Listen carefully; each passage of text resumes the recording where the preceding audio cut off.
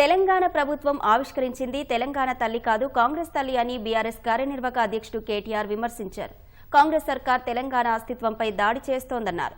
మేడ్చల్లో గతంలో ఉన్న తెలంగాణ తల్లి విగ్రహాన్ని బీఆర్ఎస్ శ్రేణులతో కలిసి ఆయన ఆవిష్కరించారు.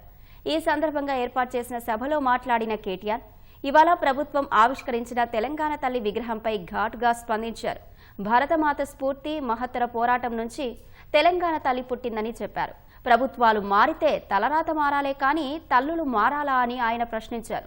తాము అధికారంలోకి వచ్చాక రాజీవ్ గాంధీ తెలంగాణ తల్లి విగ్రహాలను గాంధీ భవన్ కు పంపిస్తామని కేటీఆర్ అన్నారు.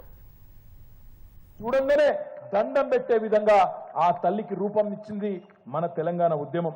కానీ ఈరోజు ఇప్పుడున్న పాలకులు హంతకులే సంతాపం చెప్పినట్టు ఎవరైతే 1952 నుంచి 2014 దాకా తెలంగాణలో వందల వేల చావులకు కారణమైనారో, ఎవరైతే తెలంగాణ ఉద్యమాన్ని అడుగడుగున కర్కశంగా తొక్కే ప్రయత్నం చేసినారో వాళ్ళు ఇవాళ ముందు వరుసలో నిలబడి ఇగో తెలంగాణ తల్లి అంత గొప్పగా ఉండడానికి వీల్లేదు, బీదగా ఉండాలి, తెలుగు తల్లి గొప్పగా ఉన్నా పర్వాలేదు, భరతమాత నెత్తిన కిరీటం ఉన్నా పర్వాలేదు, కన్నడ మాత నెత్తి మీద కిరీటం ఉన్నా పర్వాలేదు, తమిళ మాత నిండా ఆభరణాలు వేసుకున్న పర్వాలేదు, కానీ తెలంగాణ తల్లి మాత్రం ఒక బీదరాల్లాగా ఉండాలి, రాష్ట్రం దివాలా తీసినట్టు కనబడాలని చెప్పి ఇవాళ ఉన్న దివాలా కోరు పాలకులు వాళ్ళ భావదారిద్రానికి ప్రతీకగా తల్లి రూపాన్ని మారుస్తా ఉన్నారు.